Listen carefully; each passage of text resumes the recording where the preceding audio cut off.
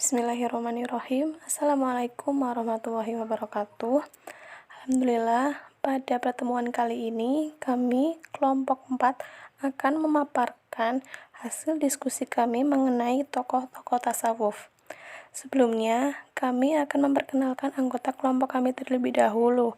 Yang pertama, ada Nahdiyatus Sa'adan dengan NIM 4318035 sebagai pemateri 2. Yang kedua, Safina Imania Rizky dengan NIM 4318037 sebagai pemateri 1. Yang terakhir ada Kristianto dengan NIM 4318094 sebagai pemateri 3. Langsung saja kita ke pembahasan. Yang pertama ada tokoh-tokoh tasawuf. Yang kedua, ajaran dan pemikiran tokoh-tokoh tasawuf. Yang ketiga, ada karya-karya tokoh tasawuf. Bahasan pertama yaitu tokoh-tokoh tasawuf. Tokoh-tokoh tasawuf antara lain 1. Hasan al-Basri. Hasan al-Basri adalah seorang sufi angkatan tabi'in, seorang yang sangat takwa, wara, dan zahid. Nama lengkapnya adalah Abu Sa'id al-Hasan bin Yasar.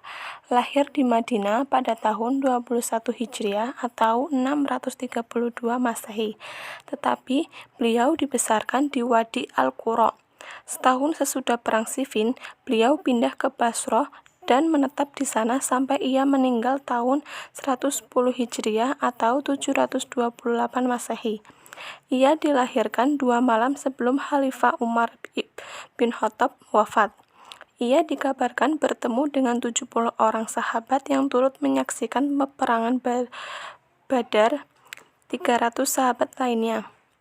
Setelah ia menjadi warga Basrah, ia membuka pengajian di sana karena keprihatiannya melihat gaya hidup dan kehidupan masyarakat yang telah terpengaruh oleh duniawi sebagai salah satu akses dari kemakmuran ekonomi yang dicapai negeri-negeri Islam pada masa itu. Gerakan itulah yang menyebabkan Hasan al-Basri kelak menjadi orang yang sangat berperan dalam pertumbuhan kehidupan sufi di Basrah. Yang kedua yaitu Abdul Qadir al-Jailani. Beliau merupakan seorang sufi yang sangat terkenal dalam agama Islam. Ia adalah pendiri Thariqat Qadiriyah. Beliau lahir di desa Jilan, Persia, namun meninggal di Baghdad, Irak. Abdul Qadir ini memulai menggunakan dakwah Islam setelah berusia 50 tahun. Dia mendirikan sebuah thariqat dengan namanya sendiri. Syekh Abdul Qadir disebut-sebut sebagai qutb atau poros spiritual pada zamannya, dan bahkan disebut sebagai Ghost al-Asham atau pemberi pertolongan terbesar. Sebutan tersebut tidak bisa diragukan karena janjinya untuk memperkenalkan prinsip-prinsip spiritual yang penuh kegoiban. Buku karangannya yang paling populer adalah Futuh al-Ghaib atau menyingkap kegoiban. Melalui Abdul Qadir ini tumbuh gerakan sufi melalui bimbingan guru thariqat atau mursyid. Jadi Qadiriyah adalah thariqat yang paling pertama berdiri. Tokoh yang ketiga yaitu Al-Hallaj. Al-Hallaj adalah seorang tokoh sufi yang mengembangkan paham al-hulul. Nama lengkapnya yaitu Abu al-Muhis al-Husain ibnu Mansur ibnu Muhammad al-Baigdawi. Beliau merupakan cucu dari Muhammad yang mana sebelum kakeknya ini masuk Islam.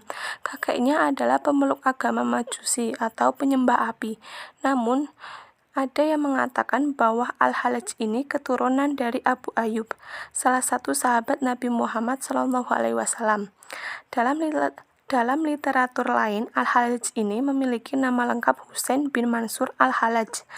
Lahir pada tahun 244 Hijriah atau 858 Masehi di salah satu kota kecil Persia, yakni kota Baghdad. Dia tinggal sampai dewasa di Waisid, dekat Baghdad. Dalam usia 16 tahun, dia pergi belajar pada seorang sufi yang terbesar dan terkenal bernama Sal bin Abdullah al-Tusur di negeri Ahwaz. Selanjutnya, ia berangkat ke Basrah dan belajar pada seorang sufi bernama Am al-Maki. Pada tahun 264 Hijriah, ia masuk kota Al-Baghdad dan belajar pada Junaid yang juga seorang sufi. Al-Hallaj ini pernah menunaikan ibadah haji di Mekah selama 3 hari. Dengan riwayat hidup singkat ini, jelas bahwa ia memiliki dasar pengetahuan tentang tasawuf yang cukup mendalam dan kuat. Selanjutnya, yang keempat yaitu Al-Ghazali. Nama lengkap beliau yaitu Abu Hamid Muhammad bin Muhammad bin Saus At-Susi Asy-Syafi'i Al-Ghazali. Karena kedudukannya tinggi dalam Islam, beliau diberi gelar Hujjatul Islam. Ayahnya menurut sebagai penulis biografi, bekerja sebagai peminta iwal. Dari itulah tokoh sufi yang satu ini terkenal dengan Al-Ghazali atau yang peminta iwal. Sekalipun dia terkenal pula dengan Al-Ghazali sebagaimana diriwayatkan As-Sami'ani dalam karyanya Al-Ansab yang dinisbatkan pada suatu kawasan yang disebut Hozala. Al-Ghazali lahir di Sus, kawasan Khurasan tahun 1059 Hijriah. Ia pernah belajar kepada Imam Al-Haramain Al-Juwaini, yaitu seorang guru besar di Madrasah Al-Nizamiyah Nishapur. Setelah mempelajari ilmu agama, Al-Ghazali mempelajari teologi, pengetahuan alam, filsafat, dan lain-lain. Tetapi akhirnya ia memilih tasawuf sebagai jalan hidupnya. Setelah bertahun-tahun mengembara sebagai sufi, ia kembali ke Tus di tahun 1105 Masehi dan meninggal di sana tahun 1111 Masehi. Tokoh yang kelima yaitu Ibnu Arabi. Nama lengkapnya yaitu Muhyiddin Ibnu Arabi. Beliau lahir di Murcia, Spanyol tahun 1165 Masehi. Setelah menempuh studi di Seville, ia pindah ke Tunisia di tahun 1194 Masehi dan di sana beliau masuk aliran Sufi. Di tahun 1202 Masehi, ia pergi ke Mekah dan meninggal di Damaskus tahun 1240 Masehi. Selain sebagai Sufi, Ibnu Arabi juga dikenal sebagai penulis yang produktif. Jumlah buku yang dikarangnya kira-kira berjumlah 200 lebih. Salah satu buku termasyhurnya adalah Fusus Al-Hikam yang merupakan wacana tentang tasawuf. Berikutnya, tokoh keenam yaitu Zu Al-Nun Al-Misri. Nama lengkap beliau yaitu Abu Al-Faid Tauban bin Ibrahim Muhammad Al-Ansori. Beliau dijuluki yaitu Sohib Al-Hud atau pemilik ikan. Beliau dikenal sebagai sufi yang mengembangkan teori tentang ma'rifat. Ma'rifat dalam tema sufistik memiliki pengertian yang berbeda dengan istilah ilmi, yakni sesuatu yang bisa diperoleh melalui jalan usaha dan proses pembelajaran. Sedangkan ma'rifat dalam terma sufi lebih merujuk pada pengertian salah satu metode yang bisa ditempuh untuk mencapai tingkatan spiritual. Beliau lahir di Ehmim yang terletak di kawasan Mesir Hulu pada tahun 1505 Hijriah atau 772 Masehi. Banyak guru-guru yang telah didatangi dan banyak pengembaraan yang telah dilakukannya baik di negeri Arab maupun Syria. Pada tahun 214 Hijriah atau 829 Masehi, beliau ditangkap dan dengan tuduhan membuat bid'ah dan dikirim ke kota Baghdad untuk dipenjarakan di sana. Namun setelah diadili, Khalifah memerintahkan agar beliau dibebaskan dan dikembalikan ke Kairo. Di kota ini, beliau meninggal pada tahun 245 Hijriah atau 860 Masehi. Menurut biografi para sufi, beliau adalah seorang pada masanya terkenal keluasan ilmunya, kerendahan hatinya, dan budi pekerti yang baik. Dalam tasawuf posisinya dipandang penting karena beliau itulah yang pertama di Mesir yang memperbincangkan masalah awal dan makomat para wali.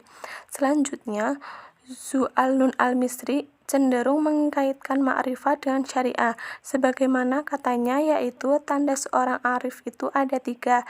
Cahaya ma'rifahnya tidak memudarkan cahaya sifat waraknya. Secara batiniah tidak memegangi ilmu yang menyangkal hukum lahiriah, dan banyaknya karunia Allah tidak menjadikannya melanggar tirai-tirai larangannya. Yang terakhir yaitu ada Abu Yazid Al-Bustami. Nama lengkapnya ialah Abu Yazid bin Aisyah bin Syurushan Al-Bustami. Beliau lahir sekitar tahun 200 Hijriah atau 814 Masehi di Bustam, bagian timur Laut Persia. Di Bustam ini pula beliau meninggal pada tahun 261 Hijriah atau 875 Masehi. Sebelum Abu Yazid mempelajari tasawuf, ia belajar agama Islam menurut mazhab Hanafi. Abu Yazid adalah seorang zahid yang terkenal. Baginya zahid itu adalah seorang yang telah menyediakan dirinya untuk hidup berdekatan dengan Allah. Kepribadiannya menjadi sangat menonjol di kalangan kaum sufi Persia pertama. Tidak banyak orang sufi yang mengesankan sekaligus membingungkan orang-orang sezamannya dan zaman-zaman sesudahnya. Abu Yazidlah yang pertama kali menimbulkan paham fana dan baqoh dalam tasawuf. Selanjutnya yaitu ajaran dan pemikiran tokoh-tokoh tasawuf. Yang pertama yaitu Hasan Al-Basri. Hasan Al-Basri adalah seorang sufi angkatan tabi'in, seorang yang sangat takwa, warak, dan zuhud pada kehidupan dunia, yang di kala masanya banyak dari kalangan masyarakat, khususnya dari kalangan atas yang hidup berfoya-foya, yang mana ajaran beliau masih kental ataupun berdasarkan Al-Quran dan hadis Nabi. Untuk itu beliau termasuk golongan tasawuf Sunni. Abu Naim Al-Asbahani telah menyimpulkan pandangan tasawuf Hasan Al-Basri sebagai berikut. Sahabat takut atau khauf dan pengharapan atau paja tidak akan dirundung kemuraman dan keluhan, tidak pernah tidur senang karena selalu mengingat Allah Subhanahu wa Ta'ala. Pandangan tasawufnya yang lain adalah anjuran kepada setiap orang untuk senantiasa bersedih hati dan takut kalau tidak mampu melaksanakan seluruh perintah Allah Subhanahu wa Ta'ala dan menjauhi seluruh larangannya. Sya'roni pernah berkata, demikian takutnya sehingga seakan-akan ia merasa bahwa neraka itu hanya menjadikan untuk ia. Khauf adalah ibadah hati, tidak dibenarkan khauf ini kecuali kepadanya.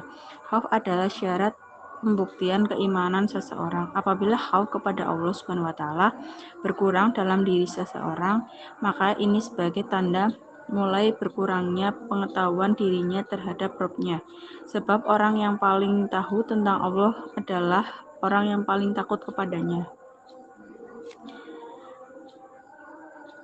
Yang selanjutnya yaitu Abdul Qadir Jailani. Pada tahun 521 Hijriah atau 1127 Masehi, dia mengajar dan berfatwa dalam semua mazhab pada masyarakat sampai dikenal masyarakat luas selama 25 tahun. Abdul Qadir Jailani menghabiskan waktunya sebagai pengembara sufi di padang pasir Irak dan akhirnya dikenal oleh dunia sebagai tokoh sufi besar dunia Islam. Ajaran tasawuf Al-Jailani dalam kitab Al-Kunyah li Tolib Thorik Al-Haq adalah mujahadah, tawakal, akhlak baik, syukur, sabar, ridho, jujur, yang dalam implementasinya melalui penjelasan dan keteladanan kiai sudah dipraktekkan oleh jamaah Al-Barokah dan terwujud dalam perilaku sosial. Selanjutnya yaitu Al-Halaj adalah pelopor ajaran Al-Hulul, suatu ajaran yang menyatakan bahwa Tuhan memilih tubuh manusia untuk bersemayam jika manusia tersebut mampu menghilangkan sifat-sifat kemanusiaannya atau nasut. Atau dengan bahasa lain, Al-Hulul berarti Tuhan mengambil tempat dalam tubuh manusia tertentu, yaitu manusia yang telah mampu melenyapkan sifat-sifat kemanusiaannya melalui fana. Yang selanjutnya yaitu Al-Ghazali, menjauhkan tasawuf dari paham ketuhanan Aristoteles seperti emanasi dan penyatuan sehingga dapat dikatakan bahwa tasawuf Al-Ghazali benar-benar bercorak Islam. Al-Ghazali berpendapat bahwa sosok sufi adalah menempuh jalan kepada Allah dan perjalanan hidup mereka adalah yang terbaik. Jalan mereka adalah jalan yang paling benar dan moral mereka adalah yang paling bersih. Sebab gerak dan diam mereka, baik lahir maupun batin, diambil dari cahaya kenabian. Al-Ghazali menolak paham hulul dan ittihad. Untuk itu, ia menyodorkan paham baru tentang makrifat, yaitu pendekatan diri kepada Allah Subhanahu wa Ta'ala atau taqarrub ila Allah tanpa diikuti penyatuan dengannya. Jalan menuju makrifat adalah perpaduan ilmu dan alam, sementara buahnya adalah moralitas. Selanjutnya yaitu Ibn Arabi. Yang pertama yaitu Wardah al-Wujuh. Ajaran sentral Ibnu Arabi adalah tentang Wardah al-Wujud, kesatuan wujud. Istilah ini sebenarnya tidak berasal dari dirinya, melainkan dari Ibnu Taimiyah yang merupakan seseorang tokoh yang paling keras dalam mengecam dan mengkritik ajaran tersebut. Namun Ibnu Taimiyah yang telah berjasa dalam mempopulerkan ajaran ini di tengah masyarakat Islam. Menurut Ibnu Arabi, kata wujud hanya diberikan kepada Tuhan. Kata kenyataannya, Ibnu Arabi juga menggunakan kata wujud untuk sesuatu selain Tuhan. Namun, ia mengatakan bahwa wujud yang ada pada alam adalah wujud Tuhan yang dipinjamkan kepadanya. Untuk memperjelas perkataannya itu, Ibnu Arabi memberikan contoh bahwa cahaya adalah milik matahari, namun cahaya itu dipinjamkan kepada para penghuni bumi. Yang kedua yaitu insan kamil. Insan kamil adalah nama yang dipergunakan oleh kaum sufi untuk menanamkan seorang muslim yang telah sampai ke tingkat tertinggi. Dalam pandangan Ibnu Arabi, insan kamil tidak dapat dipisahkan kaitannya dengan Nur Muhammad. Menurutnya, ada beberapa jalan yang harus dilalui untuk mencapai ke tingkat insani kamil melalui pengembangan daya institusi atau zauq, yakni fana, yaitu sirna di dalam wujud Tuhan hingga kaum sani menjadi satu dengannya. Baqo, yaitu kelanjutan wujud bersama Tuhan, sehingga dalam pandangannya wujud Tuhan ada pada kesegalaan ini. Yang selanjutnya yaitu Zu'al-Nun al-Misri. Ia dikenal sebagai sufi yang mengembangkan teori tentang makrifat. Makrifat dalam terma sufistik memiliki pengertiannya berbeda dengan istilah ilm, yaitu sesuatu yang bisa diperoleh melalui jalan usaha dan proses pembelajaran. Sedangkan makrifat dalam terma sufi lebih merujuk pada pengertian salah satu metode yang bisa ditempuh untuk mencapai tingkatan spiritual.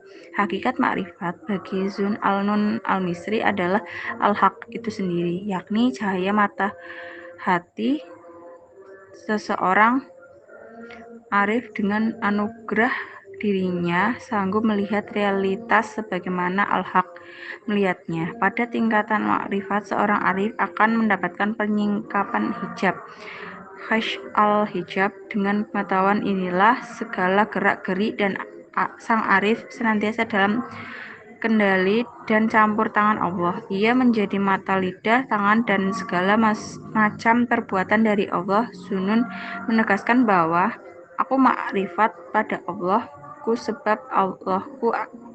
Andai kata bukan karena Allah, aku niscaya aku tidak akan makrifat kepadanya. Yang selanjutnya yaitu Abu Zahid al-Bustami. Ajaran tasawuf Abu Zahid al-Bustami adalah fana dan baqo. Dalam istilah tasawuf, fana ada kalanya diartikan sebagai keadaan moral yang luhur.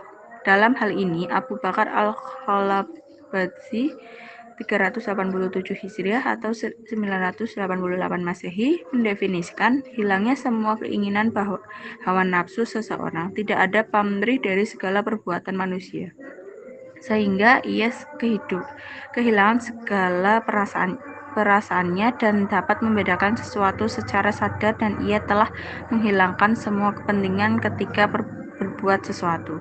Berdasarkan istilah tasawuf, baqo berarti mendirikan sifat-sifat terpuji kepada Allah Subhanahu wa taala. Paham baqo tidak dapat dipisahkan dengan paham fana. Keduanya merupakan pasangan. Jika seorang sufi sedang mengalami fana, maka ketika itu pun ia sedang mengalami baqo.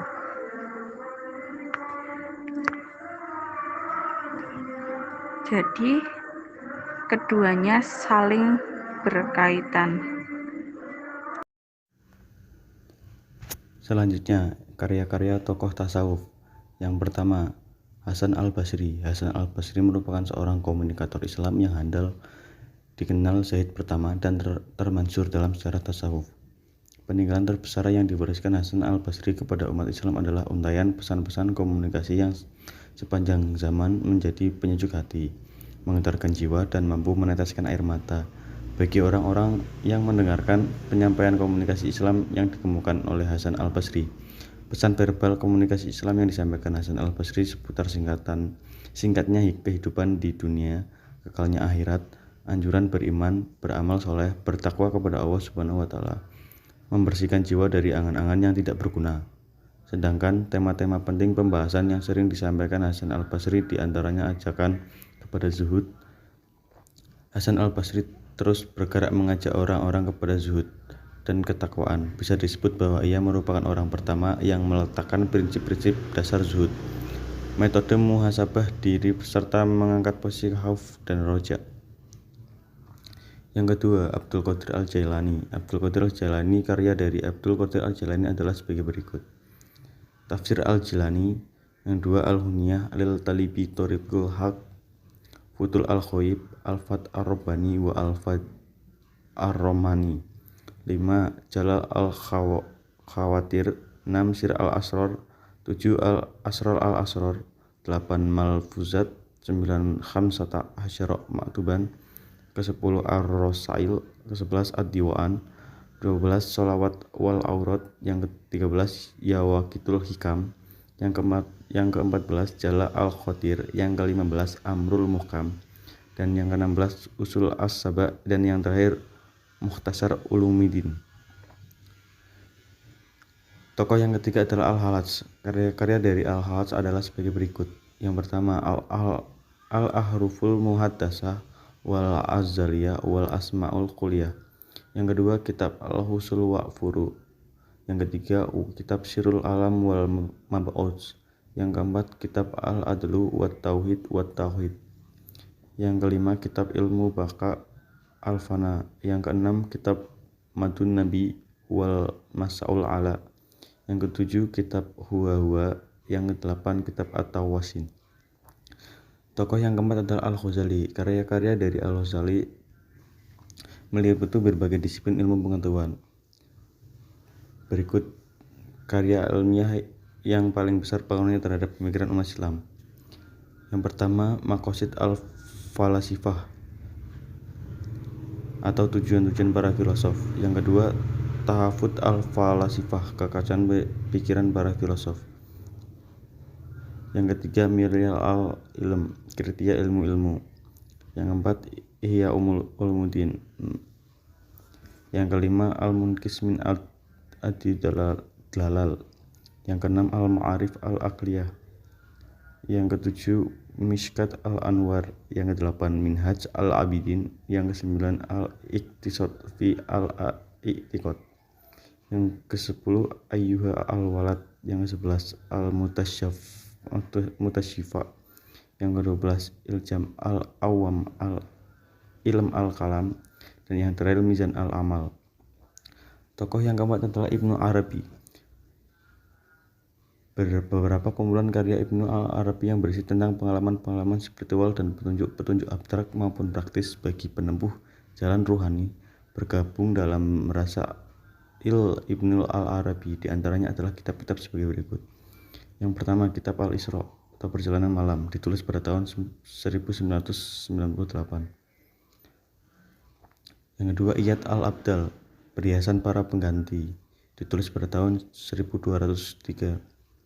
Yang keempat, yang ketiga maksudnya Risalat al-Anwar. Risalah Cahaya-Cahaya ditulis pada tahun 1205.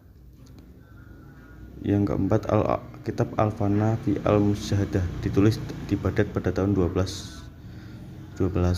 Yang kelima, Ijtihad As-Sufiyah ditulis pada tahun 1218.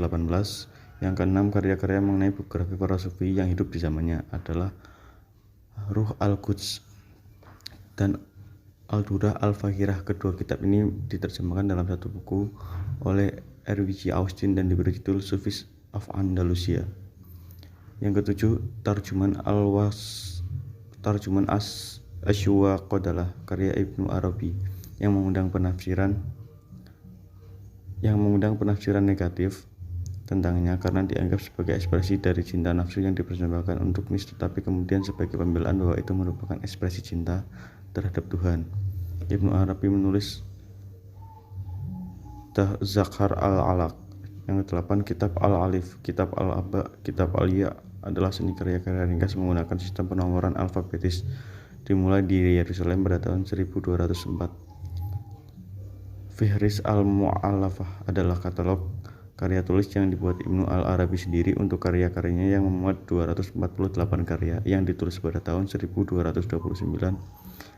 sampai 1230 di Damaskus untuk muridnya Sadr al-Adin al-Qunawi. Tokoh yang terakhir adalah Zu'al-Nun al-Misri. Zu'al-Nun bukan hanya seorang sufi, ia juga dikenal sebagai ahli kimia dan pengobatan. Kepakarannya di bidang ini menurut Al-Qafti dalam Akhbar al-Ulama bin Akhbar al-Hukama sebanding dengan yang dimiliki oleh Jabir ibnu Hayyan. Yang lebih menarik lagi adalah penghayatannya tentang dimensi tasawuf dalam Islam berpengaruh terhadap paradigma keilmuannya di bidang kimia. Misalnya, ia meneliti gerakan-gerakan molekul dengan pendekatan spiritual. Karya-karya ilmiahnya dalam bidang kimia menurut Abdul Al-Halim Mahmud, mantan Syekh Al-Azhar, masih tersimpan rapi di perpustakaan Dar Al-Qutub Al-Misriyah, Kairo. Selain itu, masih banyak lagi karya-karya beliau di bidang kimia yang masih berupa manuskrip yang belum dicetak. Ibnu Al-Nadim dalam Al-Fihrasat Dun Al-Nun memiliki karya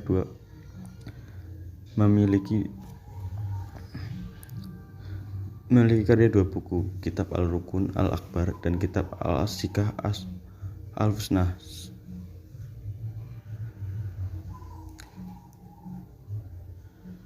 Sedang orientalis Perancis menyebutkan ada 3 karya Zun al-Nun, yaitu 1. Al-Mujarabat yang memuat petunjuk-petunjuk medis dan pengetahuan kimia serta jimat-jimat yang disimpan di perpustakaan Paris. Yang kedua ada Al-Ashr fi Hijr al-Hukama yang juga disimpan di perpustakaan Paris. Dan yang ketiga, kumpulan polemik antara dia dengan murid-murid Yakub tentang isi kitab Al-Ashr al-Fijr al-Hukama yang tersimpan di perpustakaan Berlin. Tokoh yang ketujuh atau yang terakhir adalah Abu Yazid Al-Bustami. Karya-karya dari Abu Yazid Al-Bustami adalah sebagai berikut. Abu Yazid tidak meninggalkan karya tulis, tetapi ia mewariskan sejumlah ucapan dan ungkapan mengenai pemahaman tasawufnya yang disampaikan oleh murid-muridnya dan tercatat dalam beberapa kitab tasawuf klasik seperti Ar-Risalah Al-Kusyairiyah, Risalah Kusyairiyah, Tabaqat As-Sufiyah, tingkatan-tingkatan sufi, Kaisif Al-Mahjub, menyingkap tabir, Tazkirah Al-Auliya, peringatan para wali, dan Al-Ula dan Al-Luma yang cemerlang. Di antara ungkapan disebut oleh kalangan sufi dengan istilah satahat, yaitu ungkapan sufi ketika berada di pintu gerbang ittihad atau kesatuan dengan Allah Subhanahu wa taala. Sekian dari saya, terima kasih. Baik, sekian presentasi dari kelompok kami. Mohon maaf apabila ada kekurangan dan kesalahan dalam penyampaian kata. Wabillahi taufik wal hidayah. Wassalamualaikum warahmatullahi wabarakatuh.